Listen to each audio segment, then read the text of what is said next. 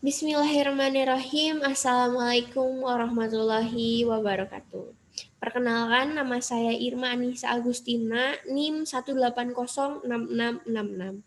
Di sini saya akan mempresentasikan terkait chapter 17, yaitu Other Health Impairment Condition, yang artinya merupakan kondisi gangguan kesehatan lainnya. Nah, selanjutnya di sini ada tiga gangguan kesehatan. Yang pertama itu cancer, yang kedua ada cardiovascular disorder, dan yang ketiga ada anemia. Nah, yang pertama itu cancer atau biasa kita sebut dengan kanker gitu. Kanker di sini merupakan kondisi atau gejala yang dapat mempengaruhi kesejahteraan jangka pendek dan jangka panjang. Maksudnya pengidap gejala ini itu dapat dipengaruhi oleh gejala yang mempengaruhi fungsi dari kerja suatu organ gitu. Nah, pada laporan American Cancer Society pada tahun 2007 tentang statistik kanker menunjukkan bahwa kondisi ini dapat mempengaruhi sekitar 15 anak dari setiap 100.000 jiwa gitu, yang berkisaran antara usia 0 hingga 14 tahun. Nah, maka kemungkinan besar pendidik di sekolah negeri atau seluruh dunia gitu akan memiliki siswa yang berpotensi menghadapi kondisi disabilitas ini gitu. Nah, kanker sendiri memiliki jenisnya gitu yang dapat kita faktorkan, atau terdapat dua faktor, yaitu dari sifat penyakit dan pengobatannya gitu. Maksudnya sifat penyakit di sini ada penyakit yang ganas dan juga tidak ganas. Nah, kemudian kanker sendiri dapat dikategorikan berdasarkan jaringan yang terkena gitu. Contohnya seperti pembuluh darah, ada kanker darah gitu, terus ada kanker otak dan lain sebagainya. Nah, pada kanker sendiri itu merupakan sel tumbuh gitu, sel baru yang tumbuh dengan kecepatan yang tidak normal gitu. Jadi tidak dapat dipastikan apakah kanker ini dapat menyebar dengan cepat ataupun dengan lambat. Nah, kaitannya dengan pendidikan jasmani dengan siswa pengidap kanker, itu menurut Sanjuan pada tahun 2007, yaitu aktivitas fisik memiliki peran penting dalam pemulihan dari efek fisik perawatan gitu. Nah, di sini dapat kita rekomendasikan terkait pembuatan program permainan atau olahraga untuk membantu anak-anak penderita kanker ini untuk berinteraksi dengan teman sebayanya dan mendukung emosional sang anak. Jadi dari program permainan yang kita buat atau program olahraga yang kita buat itu dapat mempengaruhi sosial jiwa sosial sang anak atau jiwa interaksi sang anak agar dia tidak terpuruk gitu akibat pengidap kanker akibat kanker yang diidapnya gitu. Nah, yang kedua ini ada gangguan cardiovascular disorder atau cardiovascular. Nah, cardiovascular di sini merupakan penyakit yang mempengaruhi jantung, vena, atau sistem limpatik. Nah, menurut American Heart Association pada tahun 2003, cacat bawaan ini terjadi sekitar 40.000 bayi baru lahir setiap tahunnya dan dapat diperkirakan 154.000 prosedur kardiovaskuler yang dilakukan setiap tahun itu terjadi pada anak-anak usia 15 tahun ke bawah. Nah, penyakit jantung rematik atau cardiovascular disorder ini merupakan kondisi yang disebabkan oleh infeksi streptococcus yang berkembang menjadi demam rematik dan dapat menyebabkan kerusakan permanen pada jantung. Nah, jadi kardiovaskular ini berpusat pada organ jantung gitu ya. Nah, penyakit ini dapat terjadi tanpa gejala yang jelas pada sekitar 15-20% anak-anak. Menurut Kaplan pada tahun 2004.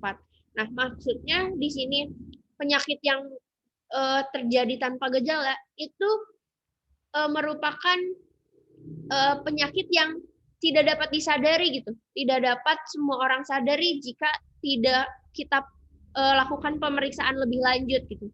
Jadi penyakit ini tidak dapat dideteksi oleh setiap orang gitu. Nah, gejala penyakit jantung rematik ini ciri-cirinya antara lain sesak nafas, penambahan berat badan, pusing, edema, dan palpitasi. Ini juga menurut Kaplan pada tahun 2004. Nah, selanjutnya ada pendidikan jasmani yang dikaitkan dengan anak dengan gangguan kardiovaskuler ini. Di sini ada dua faktor yang dapat kita perhatikan. Yang pertama adalah sifat gangguan dan pengobatan, yang dimana maksudnya adalah obat yang digunakan dengan efek samping gitu. Nah, yang kedua ada penyediaan program gitu. Penyediaan program ini merupakan aktivitas fisik yang dapat memperhatikan intensitas, frekuensi, dan durasi latihan yang direkomendasikan oleh dokter gitu. Jadi, jika anak penderita gangguan kardiovaskuler ini itu pasti memiliki sifat gangguan gitu. Maksudnya kardiovaskuler yang seperti apa dulu gitu. Yang nantinya harus memberikan atau menggunakan pengobatan yang memiliki efek samping yang berbeda-beda.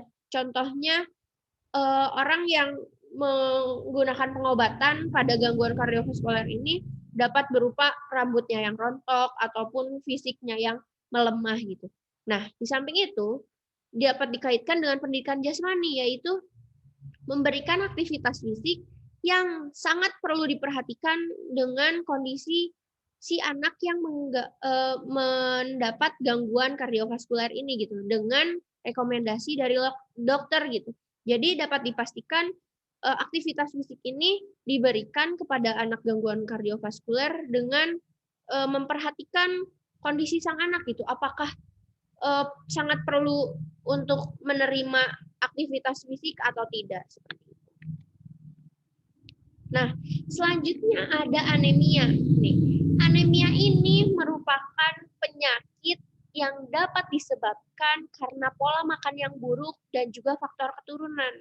Nih, jadi tidak hanya faktor keturunan saja, tetapi makanan yang buruk juga dapat mempengaruhi penyakit ini berkembang gitu. Jadi buat teman-teman nih yang pola makannya yang masih buruk, coba kita perbaiki agar terhindar dari penyakit anemia ini.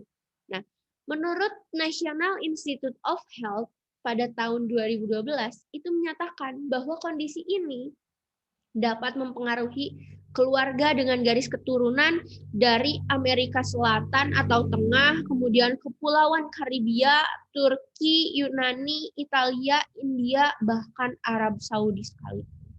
Nah, jadi mungkin itu negara-negara tersebut merupakan negara yang memiliki garis keturunan keras yang punya penyakit anemia ini gitu. Nah, anemia sendiri terdapat penurunan sel darah merah yang nyata atau perubahan umum dalam kualitas hemoglobin gitu. Nah, ini merupakan ciri-ciri dari penyakit anemia gitu. Nah, bahkan menurut American College of Sport Medicine pada tahun 2014, itu bagi pengidap anemia sel sabit untuk menghindari dehidrasi dan berhati-hati dalam keadaan panas atau kelembaban sekalipun gitu. Nah, kondisi ini dapat kita perhatikan dengan berolahraga dengan cara meningkatkan aktivitas yang berat gitu, atau menghindari olahraga berat dengan selama fase akut gitu. Jadi bagi teman-teman yang mempunyai anemia yang sangat berat itu perlu menghindari olahraga yang berat juga gitu. Nah, di sini ada kaitannya dengan pendidikan jasmani yang ada 3 faktor. Menurut Barden pada tahun 2000, kemudian Moheb, Wali, dan El Said pada tahun 2007. Nah, yang pertama ada komunikasi. Komunikasi sendiri itu merupakan hubungan yang perlu kita perhatikan pada pelajar penderita anemia, yaitu harus dikomunikasikan dengan para pendidik, orang tua, anak itu sendiri, dan juga dokter. Nah, di samping itu kita juga perlu menanamkan motivasi atau dorongan dalam berolahraga. Kemudian ada kehati-hatian, yaitu pemberian perhatian ketika mengikuti aktivitas kompetitif yang berdampak tinggi terhadap potensi keterbatasan fisik. Nah, itu saja mungkin yang dapat saya sampaikan. Terima kasih. Wabillahi taufiq wal hidayah. Wassalamualaikum warahmatullahi wabarakatuh.